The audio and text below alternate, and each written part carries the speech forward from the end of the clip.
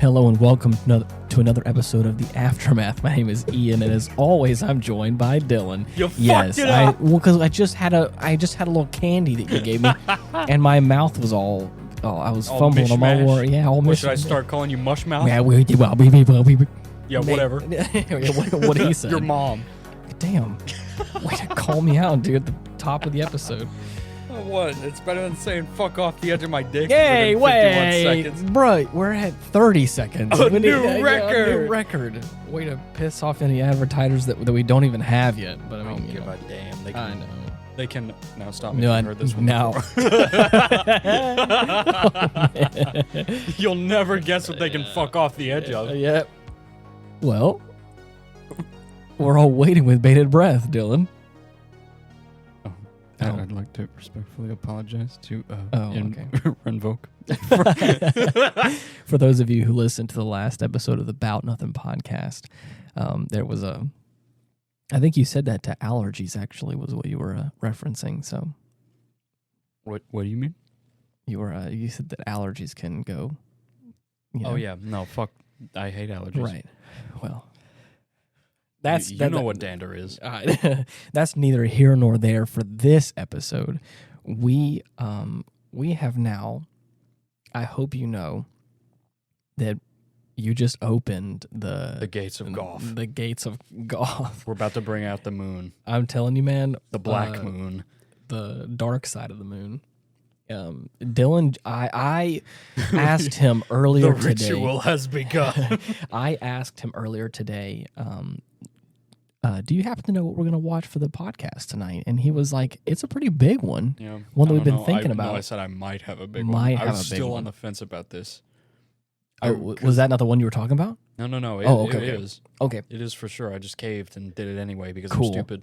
Hey, that's okay. But yeah, we busted out the the fucking rebuilds Yeah. of Evangelion. Man, I love these films. Don't we both? Yes. Now, I'm sure I've mentioned this before. In fact, I know I've mentioned this before because I still can't believe it. People don't like these films. The rebuilds? Yeah. Okay. Like fans of the show don't like the films. For anybody that's like a hardcore fan of the original, Mm-hmm. I could see how getting a facelift on like your favorite thing, I guess. Yeah, I mean, I get it. Like, could be a little bit. I could cite a few remakes that did not work very well. Yeah. Halo CE Anniversary, chief among them. Fuck that piece of garbage. Really? Yes. What? Why was it? What was that? It didn't look good. I see. Hey,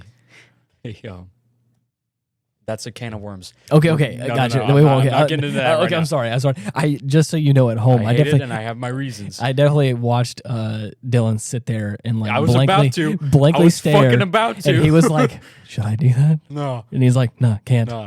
No. Okay, But we'll dedicate an episode to that in the future. Don't worry. Oh. Anyways, so but for me, I mean, I like the originals for what they are. Just like when we talk about like classic Gundam Right. or classic Godzilla, I love it all. it's hard to compare like the new versions of some of those franchises or the newer things to the old stuff like side by side. Yeah. Because they're so different yet in the same universe. For this one, I can understand that it is almost like a copy of the original. Right. Starts out more or less this With same some way. things added or few subtracted. differences here and there. But see, the difference between Eva and Godzilla is that I still can pick out like my favorite Godzilla movies. Yeah. And I can say that I won't watch like some over others, but I still like all of them. Right. There's no like, I don't hate any of them. Do you happen to know why people don't like the rebuild films? I have no idea. Okay. I think the one example I saw someone say is that they were Michael Bay'd. Really? Yeah. Hollywoodized almost. I mean, I don't see that. and I also don't really see that as a bad thing. Nah, Like it's a kind of an epic. I mean, like I don't think it was No. Hollywoodized enough to where like it ruined the quality of the content in a Right. way. Yeah, I it's don't still think- enjoyable. Right. I think the main thing is that people feel like it's a dumbed down version of the original story I see. with just a bunch of extra shit tacked on. Okay. But I don't give a fuck about any of that. I It's mean- cool and I like it. It's pretty. Yeah. I don't think. I mean, like I said, I'm also not like a hardcore fan of the originals. I feel like some of the original stuff is kind of hard to follow, personally. No, I mean it's a little wacky. It's a little wacky, and I think this definitely. You gotta do a bit of reading and or analyzing to figure out what's going on. But I mean, it's not. I don't think that like makes it unenjoyable. No, I'm not. Least. No, by no means am I saying it's unenjoyable. But I mean, I definitely it starts off like Monster of the Week type stuff. Almost. Right. You get little hints of like, and then whenever it gets closer to the end, the comes in full swing, and you're like, holy shit! Oh no! And then you're like, oh, okay, this is like a fucking. This is the creator putting his fucking heart and soul into this, right? Showing us why why he hates himself. Yeah, dude. Maybe I'm just being devil's advocate here.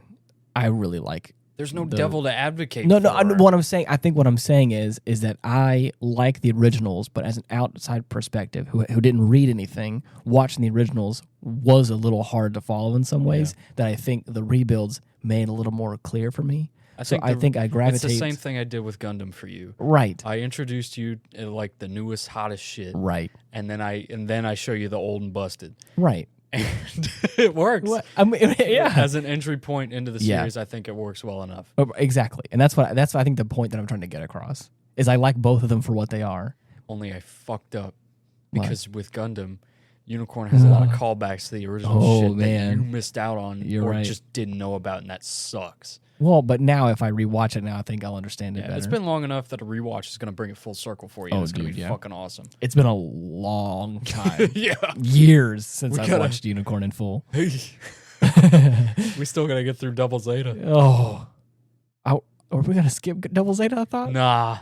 Okay. I thought we weren't going to do it. For a penny and for a pound. Okay. I don't care. We already buckled. Just get ready for goof. Oh, God. Yeah. This movie, man, starts off and just all the background design is so pretty. Yeah. It's so pretty. There's all the artwork that goes into like the city and the You want to foliage. talk about a facelift, bro? This was a face hoist. Face hoist.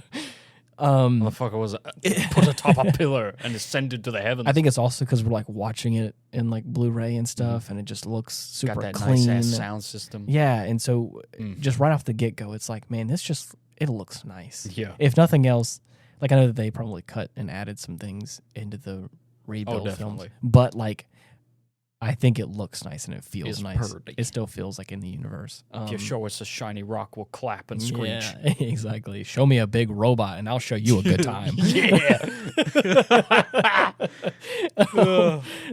You gotta get a t-shirt with that put on it. With just a Gundam on it or something. Will work for giant robot.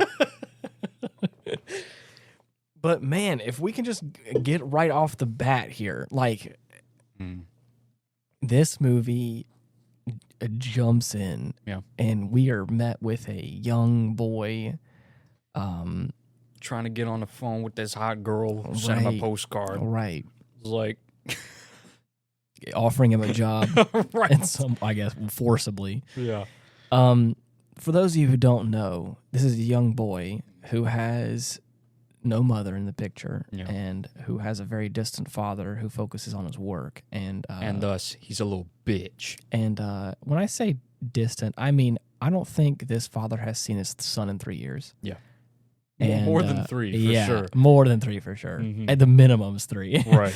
And he's basically being conscripted to... and may I say, manipulated into piloting this big robot that he just kind of... My fucking dream. Yeah. Handed to him on a silver platter. I feel like... with a pair of handcuffs. I'm like, bruh, give me that shit right now or I'll kill this young boy. This is a Dylan's fever dream, and he gets awfully heated when discussed.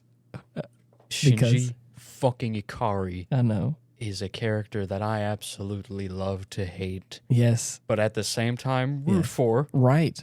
He has his moments, but oh my fucking god, yeah, I could kill him. Sometimes he gets so easily. It only happens towards the end of this film where I feel like he gets really slump and like depressive a little bit.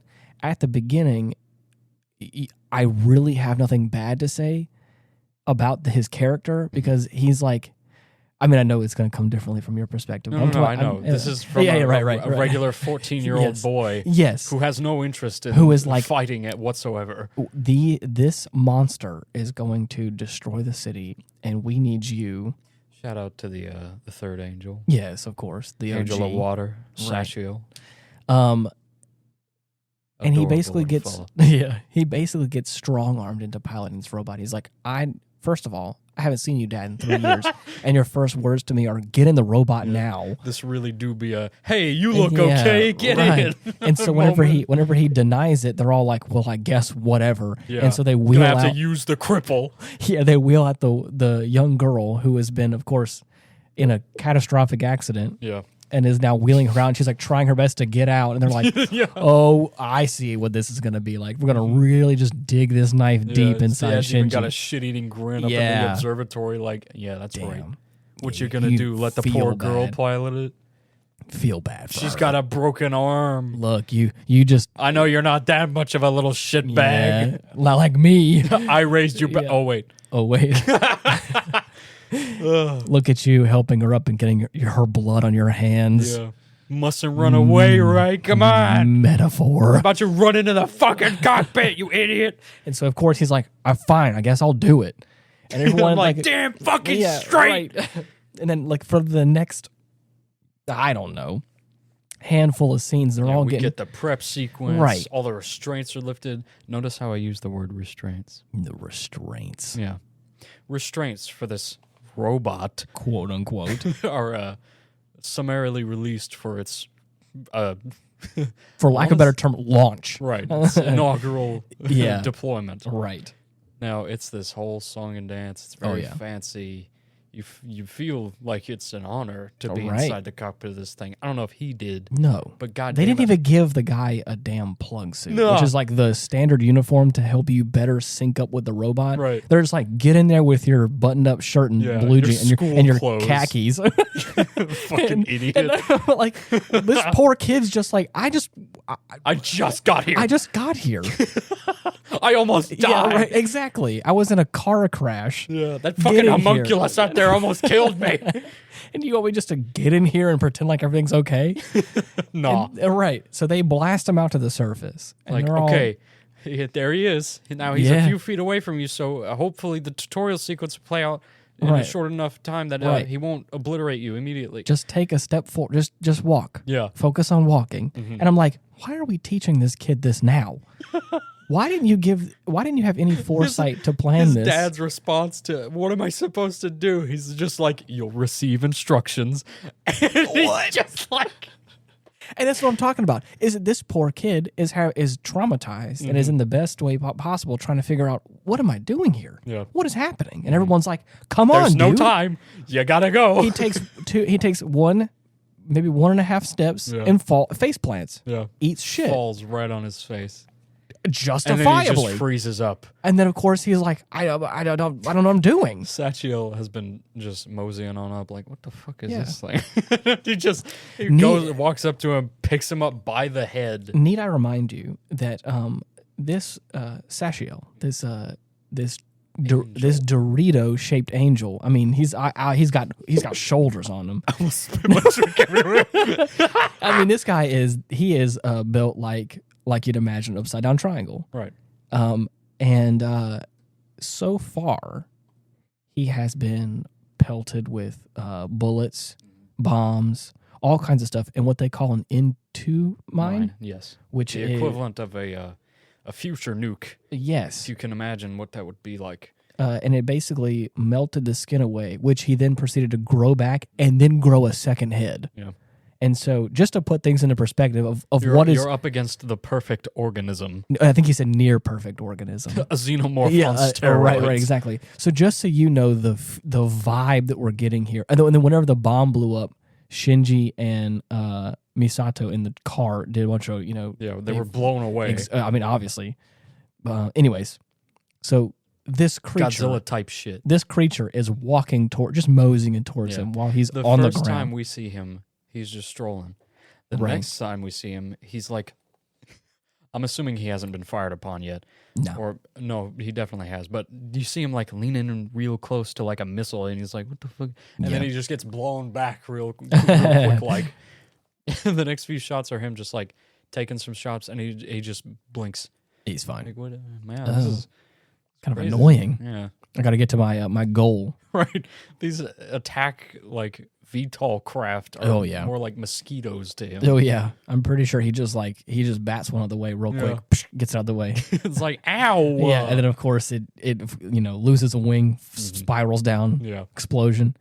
Mosey is around. Does nothing. So this is the creature that is slowly and methodically walking towards you as you're in a massive robot creature. Wink, wink. Yeah. And you're just sitting there like, how do I attack? Where's my gun? I barely know how to walk, and I just fell. Yeah. How do you expect me to know how to get up yet? And they're just trying to make the best of a bad situation. I guess. Like, he's right at their doorstep. Oh yeah, and he's just like blowing holes in the city with this fucking laser. Yeah. By the way, angel lasers, bro, beautiful, coolest thing in the show. Right, it's that perfect mix of build up and payoff. Yeah, it's that there's like a number of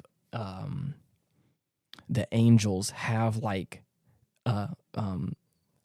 there's a large spool up to then like fire these lasers in some way. Yeah. Which seem minimal, if not non-existent for some of them, but the catastrophe that lays in its wake is always exponential. So it's super cool to see like this, like these cool sounds, these cool lights and things happening. I love the sound of it. This like minimal energy, like because there's no beam, right? There's just like a glint in their eye, and then something explodes. That's what I'm saying. It's that kind of stuff where it's amazing. Like, there's like minimal initial effort for maximum payoff. Is what it feels like. It's amazing. So it's like, man, I feel like that thing is not even trying. Nah. And it's just melting shit. Yeah. So as you were saying, it picks up this what is called Ava Unit 1, which is the thing Shinji is. The final weapon. Right. Picks it up and just like holding it there. Grabs it by the arm and just starts yanking. Yeah. And because of how these robots work in this universe, behind the neck, you're in this like long tube that is like inserted directly into the back of the neck. The entry plug.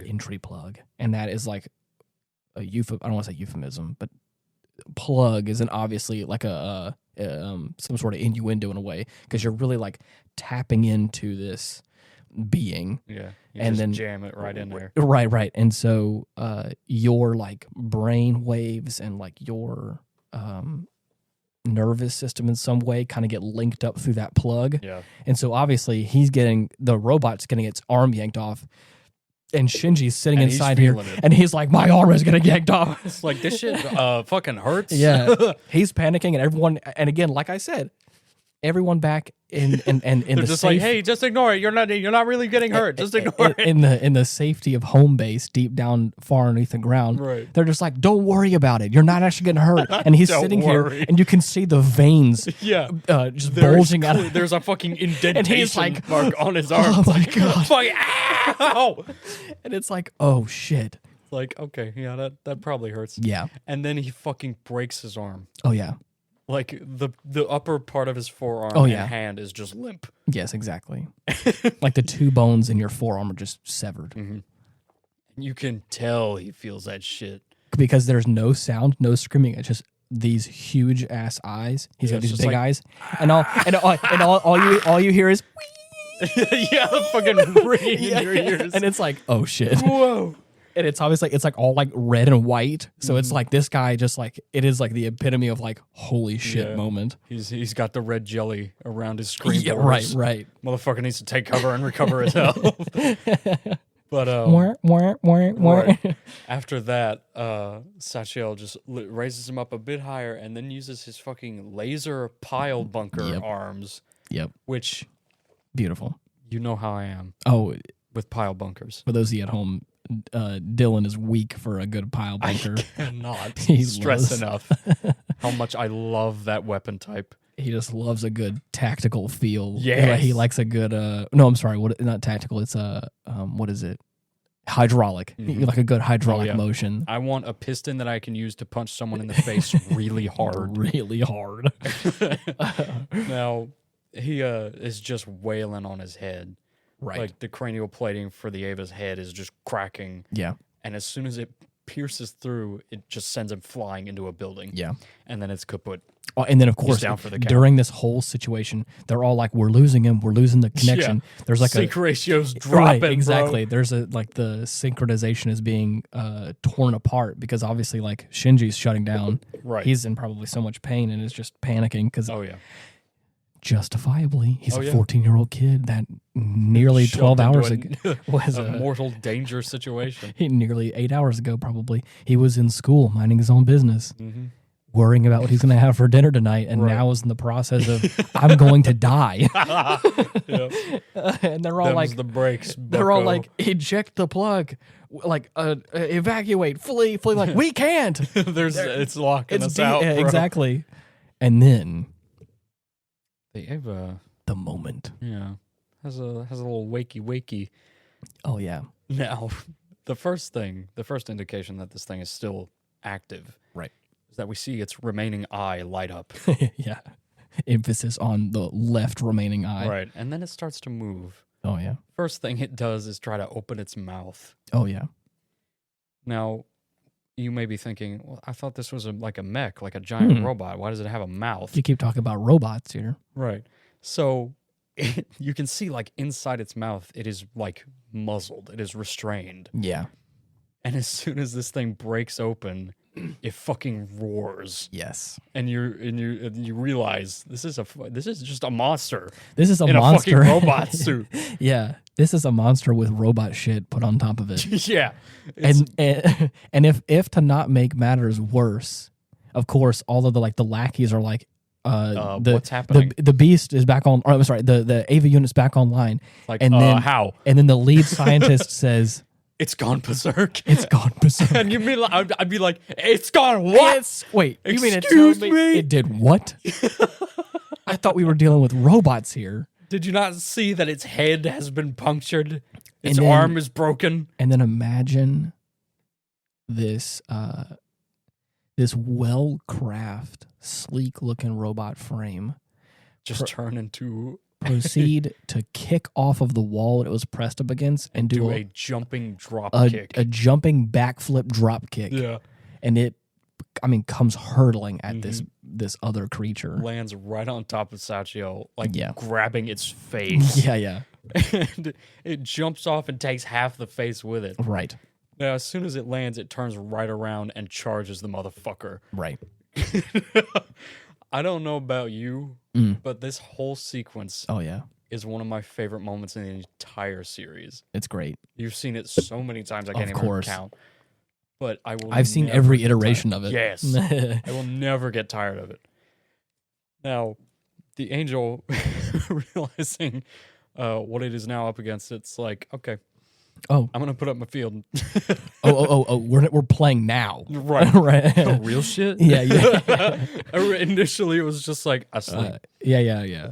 I thought we were just having a little fun here. Right. I didn't know you're going to play ball. Second phase begin. Start trying. Yeah. So he's got his field up. Right. Now, the AT in AT field stands for absolute terror. Really? Yes. And or absolute territory. Okay. Both versions I'm pretty partial to. I like both. They're both get the point across. Yes. Now, it's widely considered to be an impenetrable force field put up around these beings that cannot be destroyed no matter what. Right. Unless you also have an AT field. Right.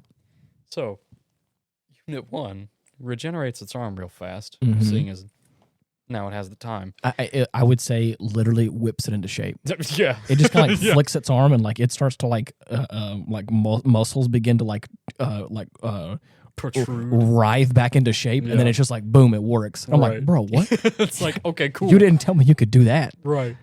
All the while, Shinji out cold. Oh yeah, he's inside and completely he's just unconscious. out. Now, that being said, it then uses both arms now that it can to just tear open the Angel's AT field. Yeah, and I think they describe it as like it projects its own AT field and like synchronizes itself to that to like cancel the phase space. Right, it's like, oh my god, we're using some big words here, but all you see is just like the Ava just like digging its fingers in between this force field and just ripping it open. It's like, man, you want to talk about the blending of the most visceral stuff with like these like technical terms. Yeah. Beautiful. It's insane. Love it. So he gets the AT field open and the Angel's like, oh shit. So he fires off a fucking cross beam and it just does nothing. No. There's no visible damage on Unit 1. Right. He just shrugs it off and is like, bitch, give me your hands. Yeah. So he grabs both wrists with his left hand and just fucking snaps them in half. Right. He does a good like you broke one of my arms, I'll go ahead and break both of them for you. Two for flinching, you motherfucker. Yeah. And he gives him a good swift kick. So the way these aliens, I'm sorry, not aliens, these angels work. I mean, I guess you could say either one, really. Right. Alien angels. They have this like black red core. It's like a sphere. It's almost like crystalline in some way, but it's like it's red on the inside, and of course, like it kind of fades out to this kind of like black exterior, kind of like it's just this like almost like energy inside. That's what keeps them alive. The second you penetrate that, kaput, Dunzo. And Sashiel's his name? Yes. Sashiel's got like a couple of ribs that kind of like hug the just edges of it. Bones. Right. That just kind of like are like little decorative pieces around the actual core itself. Right. And after all is said and done, Unit 1's on the ground, and then I didn't realize this. I thought that he just has like the back of his hand, and in his rage just starts like hitting the core. I didn't notice this, but I mean, I noticed it before. He grabs some of the ribs and like pries them just like tears back, them open. Right, and in the process, he breaks some of them. I saw that. I didn't notice this until this viewing of it. Yeah. He still has one of the ribs in his hand and is using that to crush the core. So I'm like, damn, that's hard. Yeah. And then, of course, he ends up... That's so cool. He ends up breaking it in this weird turn of events, like this creature, like... Yeah, Sashiel realizes, like, okay, I'm about to die, so I'm just going to explode point blank and take you with me. Right. And in the aftermath, like, this is a huge explosion. Yeah. He becomes, like, amorphous and sucks around the unit and, like... Just turns into a ball. Yeah, it turns to a big old goop ball, and then you're like, holy shit. And then, of course... Boom. Dead. Yeah.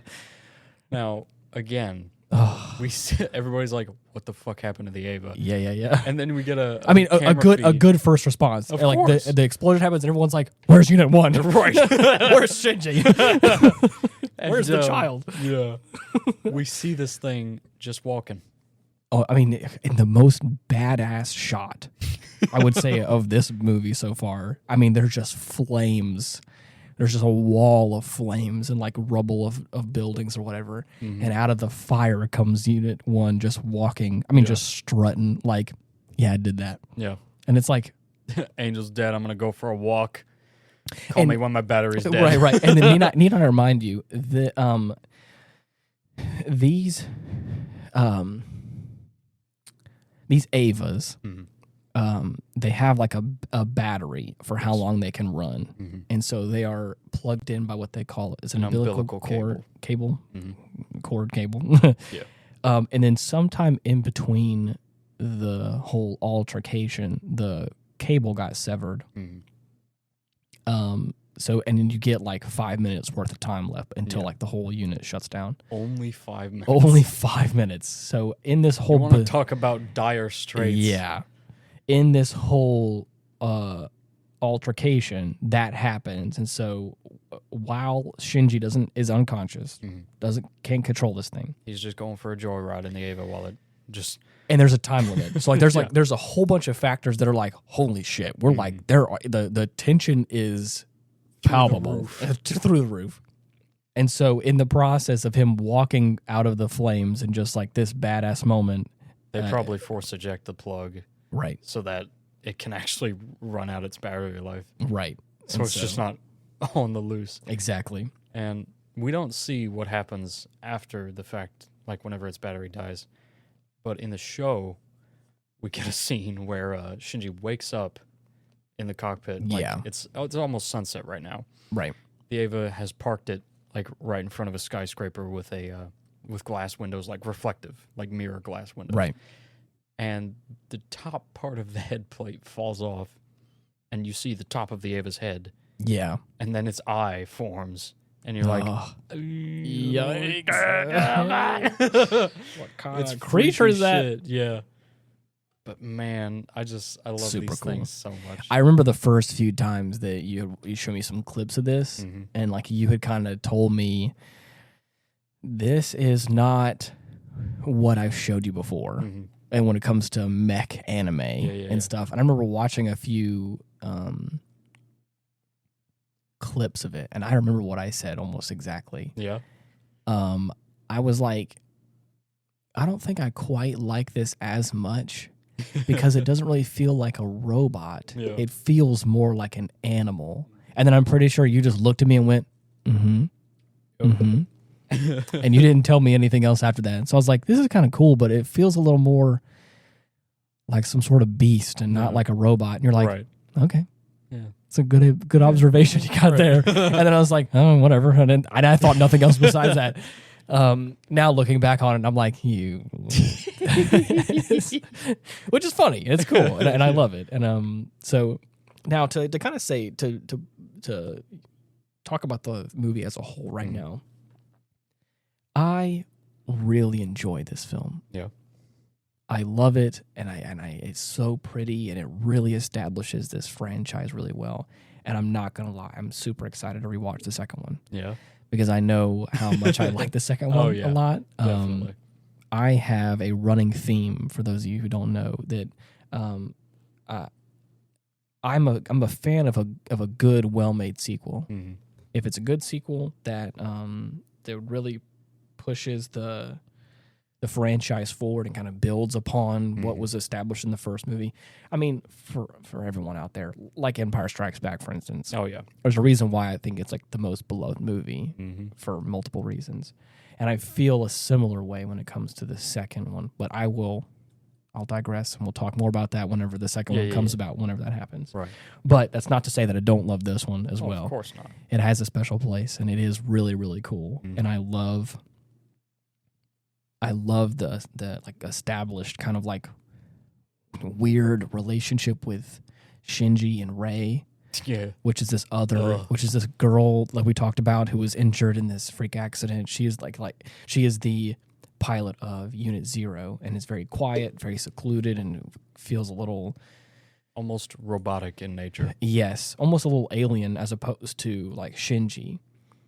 But the times was already pretty closed off. Yeah. And the hard part is, like, this whole movie, we see that, like, Shinji is trying to do what's best for everyone.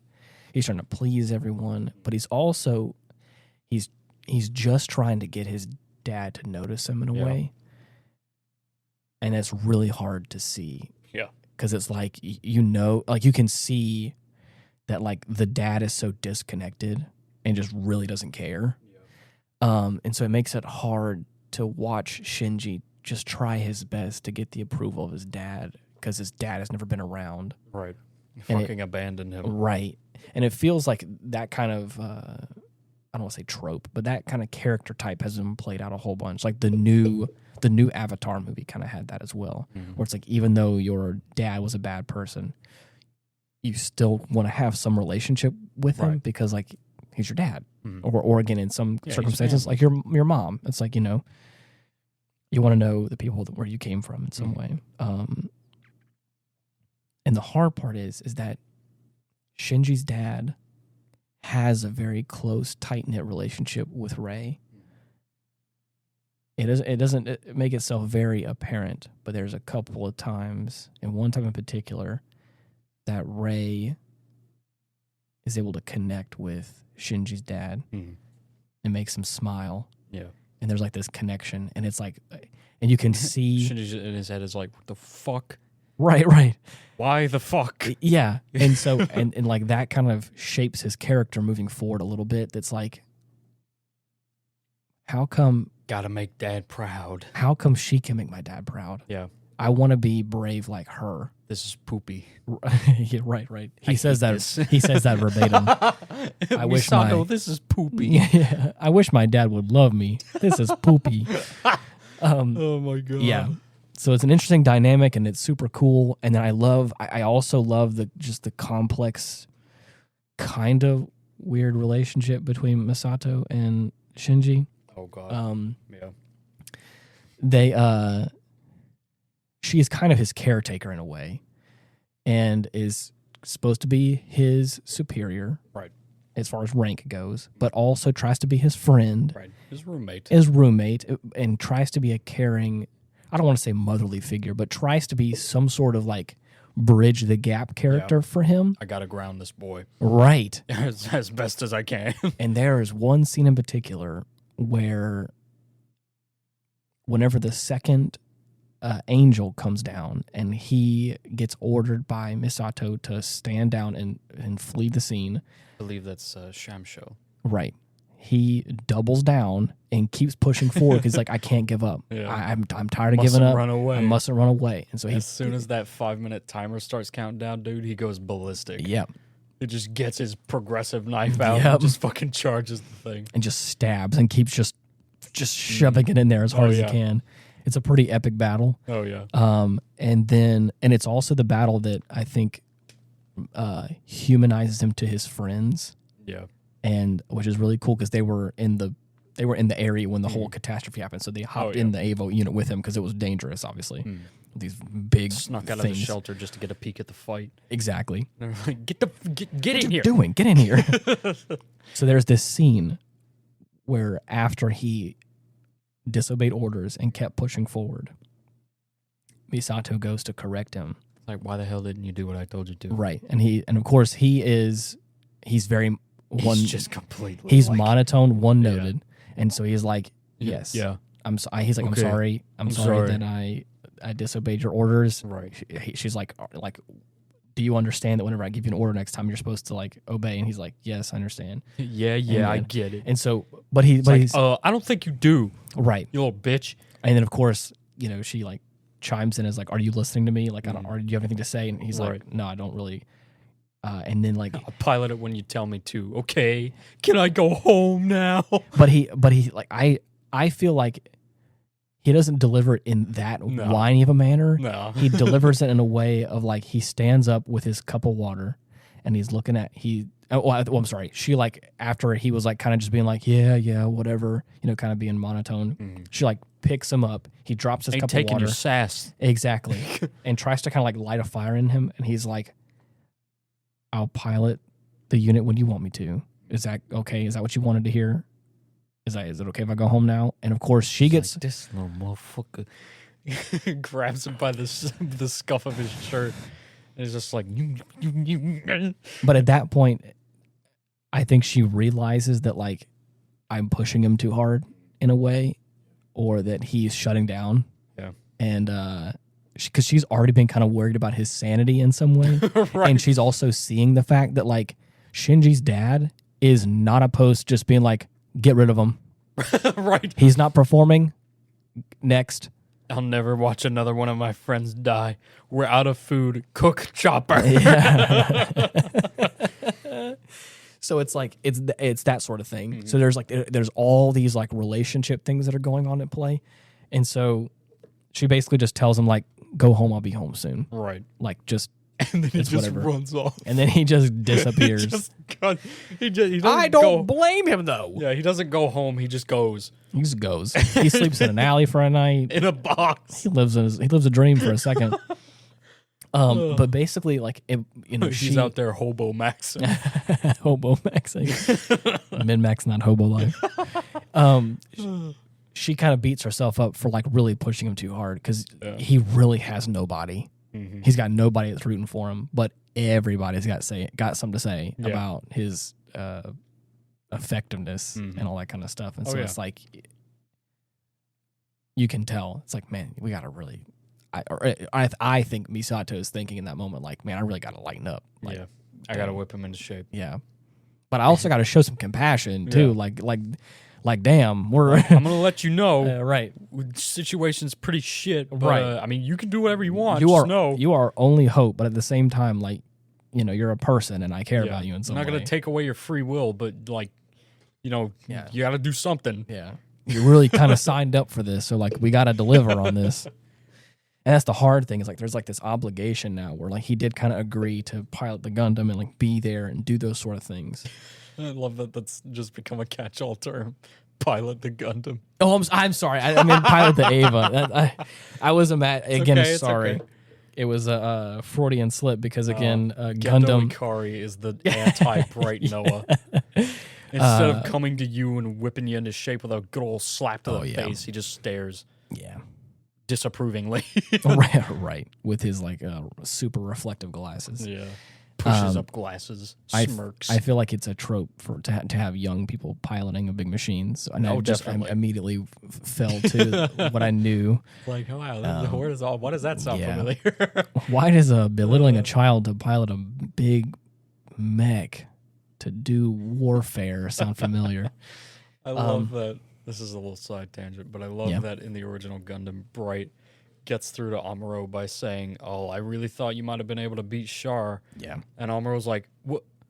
But I totally could, though. What do you mean?" It's like, "Oh, I don't know. If you're like this, I mean, how can you pilot the Gundam and beat him?" Yeah, if you're gonna be a little any old bitch. Zeke could beat your sorry ass. Yeah. It's just like, no fucking way.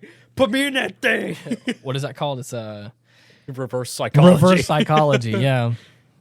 If only there was someone that was good enough. No, you don't get to pilot the Gundam anymore. It's like, but it's mine. No one else can do it better than I can. It's like, well, I guess that's too bad. To the brig with you. Sucks to suck. No, I could do better. I promise. Let me really? But anyways, after some encouraging words, he comes out of the. He comes out of that fight, shaken, if not stirred. Right. I'm just gonna go ahead and jump right into it. My favorite angel shows up. Dude, fucking Ramiel. Ramiel is the biggest, baddest bitch in the whole town. 1, 2, 3, 4, 5, 6. I love her so much. I think it's 8-sided. I think is what it is. I don't know what that's called. Octahedron. I've heard her referred to as a dodecahedron. Dodecahedron? Yeah. Okay. I'm not sure what shape it is, but all of them. Oh, you're right. She is geometry itself. Right. It is this big blue gem that is, I think, the first time we see it, it's in like an 8-sided dice. Yeah. So it's got like a pyramid on top, pyramid on bottom kind of vibe, and it like hovers around. Yeah, just floats. And man, I love the way this thing sounds. The sound is so cool. There's this like persistent, whenever she's like shifting and doing certain things, this like persistent like oh, it's like happening. Got a whole choir in there hitting right. high notes. The core is deep inside this blue gem, and this blue gem, if you haven't like looked at any videos of it, it's hard to describe. Yeah, it is a biblically accurate angel. Yes, because it feels like it is amorphous. I made a true shape. I made a joke during the viewing of this movie where I was like, it's Prism the Ever-Changing because like she like shifts into like all these different shapes and stuff, and can like segment herself into all these like different areas. Yeah. But the coolest thing is like this, the laser beam that she can shoot out, like is not like the others. No, way more powerful. And but it's the same sort of thing of like there's this swelling sound that's like and it's like, and it's like but it feels more guttural and human like. Yeah. Like this kind of choir sound of like this sound building up, and then when this laser, when you see the gleam, you hear the scream. Yeah, yeah, right. Whenever the laser is fired, it's so minimal, if not even there sometimes, but causes so much destruction. It's not even funny. She can wipe out entire cities with this thing. Yes, there's a couple times where it's like a little purple laser, and it's like it flicks and swishes, and it is exploding things everywhere. They get Shinji ready. And of course, after his near-death encounter with the thing, gosh, they load him up the first go around, launch him out there, and it's on sight. She immediately fires. It's almost as if she knew where he was coming from, right? Because she's like charging up this ability. He, pops out of the ground because by the way, underneath Tokyo or Tokyo 3. Is the geofront. And it is basically like this dome under the ground that has like this secret base in. Super cool. Oh yeah. They basically out of like this huge elevator launch Unit 1 to the surface, and then right as he like and like the locks disengage of just unbridled the unmatched unbridled power of the sun. It just meets. That's exactly what it is. It just meets Unit 1's chest, and like it breaks through the AT field and or NT's field, sorry, and it is just. Oh no, it's AT field. Yeah. Okay. What is NT? I don't know. Oh, it's a Gundam thing. I'm sorry, I'm getting real crossed up here. And of course, I feel so bad for Shinji. Oh yeah, because. He's just taking the brunt of it. He's taking the brunt of it, and it's like it is a little. There is no defense. It's a little hot at first, and then he starts like kind of like screaming and like hurting. Oh yeah, and then like just with the bombardment of just flame, they pull up a blast shield in front of him to shield him from this fucking death beam. And Ramiel's like, "Oh, okay." Yeah. So she turns up the heat and just even plows more through it. And it melted away. Yeah. And of course, I love the cutaways to like what's happening in the geofront. Because Misato's like, get him out of there, eject. And of course they're like, we can't because like the bolts are melted. We can't get him out. The ejection mount that he is on is now melted, and it can't go back down. Yeah. And they're like, well, figure something out. Yeah. And so of course she's like, well then eject the plug. And of course the scientist and everyone else is like, we can't do that. If they do that, the AT field's gonna disappear and he's gonna be obliterated. Of course. The plug and everything. It's gonna just be a lost cause. And she's like, well then there's like a chunk of the city. There's like the level of the city can like go underneath the ground to protect the buildings and stuff. Yeah. And so she's like, well then blast like the safety plugs. Detonate the explosive locks. Right. And of course, and drops a whole like block of the city just down. And I love that like whenever that happens, what is Ramiel? Yeah. Ramiel like kind of like searches around a little bit because like the laser moves and is like, oh, where'd he go? And he's like, well, shit. And then stops. And then she's just chilling. Bruh. Threat dismissed. Yeah, right. Whether he liked it or not. Yeah. And then of course, like he's in bad shape. But but dude, the hardest part about this whole situation going on is again, Shinji is now, for all intents and purposes, safe. Yeah. And like his dad, albeit almost dead. But safe. Yeah. And like Misato is like frantically trying to get a hold of everyone, making sure that like he's okay in some way. Begin the recovery process immediately. And like his dad doesn't care at all. Yeah, he's just it just feels like another sucks. I hate my son. And it's like, bruh. And it's so hard to watch because like I don't think Shinji doesn't want to Oh do yeah, this he stuff. just but he can't catch a fucking break. No, that's the hard part. Yeah. So needless to say, he ends up going to recovery, and for the first time, as he like wakes up out of recovery,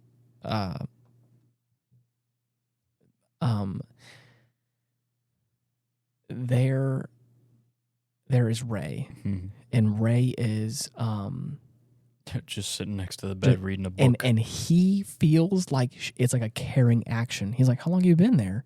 Yeah. And she just closes the book, stares at him like right, starts rattling off the mission parameters. Exactly, and it's like, oh, so you're just here You're to my fucking alarm clock.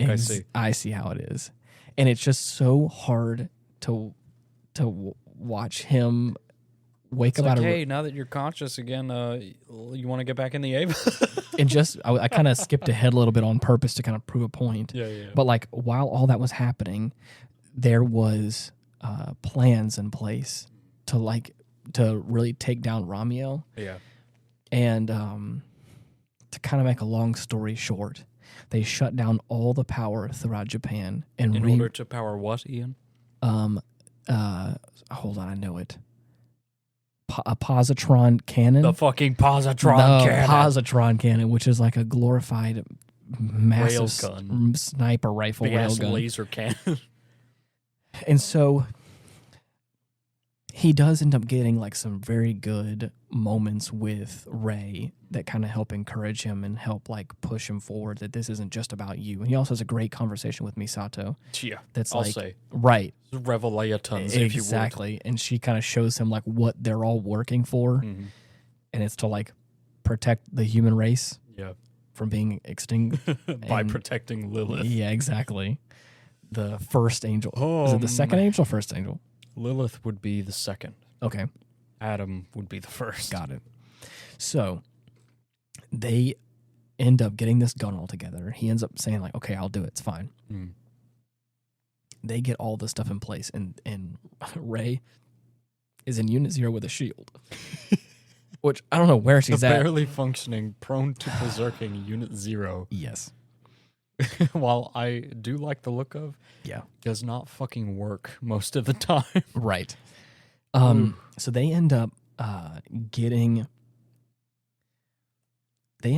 this thing like ready to go, and they have this weapon already. They have this other unit with a shield, and they start like it's because the core is only available whenever it's like in battle mode, whenever it's like actually attacking things. So they start like throwing down volleys of stuff on it and everything. Hidden missile batteries inside mountains. It was so cool. And I love that like at one point in time they say like we can only start making decisions after we run out of ammo, like the like the government can. And I was like, that feels like a Godzilla thing. It's like we can only start coming up with solutions until we run out of ammo, and then we can start coming up with unless ideas. we expend our entire inventory of ammunition against this thing. Right. Then we can start thinking of something else. And so, maybe the last bullet will work. You never know. Who knows? Maybe we softened it up just enough. Just enough. And so and again they start throwing out all this information. They're like positrons work with like gravitational pull, rotation of the Earth. So like you have to compensate for that in your shot. And I was like, this guy has probably been inside a suit. This is a 14-year-old boy who has been in this suit maybe a handful of times. He's still learning algebra. He doesn't even know what it's like to be a man yet, let alone save the world. Yeah, use a positron cannon. And so again, and like just means he's got a head start. In this brilliant display, just like in the intro sequence, here we are at the end. Yep. And they're going through the whole checklist. They're like, reroute the power to this thing. And there's like all these like montage of like setup stuff, which is super cool in this film. They get it all lined up. Takes a lot of effort to get this thing set up. Yeah. But it makes the payoff all the more worth it. They get this gun ready and they're like, it may not shoot a second time. Right. And so it's like, bro, what? We're going through all this effort for one shot? Dude, ain't no way. Do not miss your chance. Right. So he gets this thing lined up, and they're just like barraging this thing with all all kind of stuff. Romeo's in the center of the city doing a fucking interpretive dance. Oh yeah, causing a ruckus down there. Yes. He ends up letting fly this shot, and it grazes it. Yeah. Grazes the core, just enough for it to bleed a little bit, get panicked. Yeah. And then immediately reconstitute and fire off a mountain-melting laser. And when I say the unmatched, unbridled power of the sun, just like Dylan said, this laser, you don't even see the laser with which is coming from Ramiel's core, but all you hear is this rush of sound, and the side of this mountain melt away as fire is just engulfing the side of the mountain in front of where Shinji and Rei and the whole team is. And you're like, oh my God, we're about to get, and I love this. And I love this because before he got all suited up and they did the whole montage and everything, the scientist is going through the whole rundown about you got to compensate for all this other stuff. And he was like, and she's but like, what if I miss and the angel fires back? No. She's like, don't. Shut up. Don't worry about it. That won't happen. And he's like, but what if? No. And no one is listening to him. Shut your mouth. No one can answer him. And I'm like, I've had enough of your shit. I'm like, bruh, this kid's asking some good questions that you can't answer right now. And so, needless to say, the very thing happened that he was scared about, and this laser comes just blasting. Oh yeah, straight for him. Right, straight for him. And of course, like wrecks all kinds of stuff. Oh yeah. And of course, they're all like worried about him. They're worried about the gun, and they're like, the damage is superficial. It can fire again. Right. Maybe. And and he's like, I mean, he kind of like is bundled up in the fetal position, justifiably. And he's like, bruh, I don't know if I can do this. I just like, mama ain't raised. I'm telling you, man. Because she wasn't there. I'm just saying that I've been burned once. Yeah. I don't think I'm willing to be burned a second time because fool me once, shame on me. Because fool again, me twice, everyone dies. In the same breath, before the whole montage section, when she was like, "You only got one shot, and also we have to restrain you down because the gun's so powerful," and he's like, "So I can't run away then?" She's like, "Correct." And then that's when he asks, "So what if I miss and this starts to fire upon us?" And they're like, "That's not going to happen. Don't worry about it. Your well-being, bro. I'm not going to answer that." And I would be like, hell to the no. Because at that point, You've doomed humanity. I know exactly. I wouldn't actually, but at the same time, it's like, but those are all great questions to ask. Right. We don't know how any of this is going to work. Mm-hmm. And so, he like I said before, it starts, it fired upon him, and he is now scared. Right. Because, again, he doesn't want to get his chest melted like he did last time. Yeah. And so they start panicking. They're like, you can get another round in it. You have to do this for all of mankind. You have the entire power of Japan. Exactly. And he's like, all right, I can do this. And so he stands there. He crouches back down, gets the gun in position, pulls out the fuse, puts in another one. By the way, the round is just a giant bulb fuse. Big ass light bulb. Yeah. And so it gets shot out. He puts a new one in there, and of course, right as he's trying to get in position, Ramiel fires off another one, and it's like, oh shit! And of course, finish the job. And Misato is perfectly timed. It's like, already? Yeah, yeah, dude, we're about to get going. And needless to say, to the rescue, shows up out of nowhere with the shield, and it's like, all right, where were you at? What the fuck happened the first time? Right. I thought you were gonna protect me like you said you would. Right. So then he ends up lining it all up. And I love this because it's such a tense moment. It's so tense. There's so much at stake. We've already watched the whole power-up sequence. We already know what's happening. Mm-hmm. You only got, this is it. Yeah. You already almost lost it the first go round. Bro. It's all or nothing, dude. He gets the gun ready, and of course, lets fly that second shot. And in this brilliant display of geometric shapes and spikes. It is a dead-on hit. Oh man, it's so cool. Mm-hmm. And they're just this. And again, whenever the angel's core dies, it explodes and in a shower of blood. It looks like red blood, and it's kind of gross and super cool at the same time. Yeah. And of course, coming from this like geometric shape, it's like already dug through the ground into the geofront. Mm-hmm. Right above Nerve HQ. So as it explodes, it just rains this like red blood-like liquid on the pyramid. The pyramid turns black. And it's red. Yeah. And of course, it's like dripping, and there's like all this like crazy. It's like this spike monster that's there, and it's like it's like shifting and folding away. And I'm like, bro, this is so.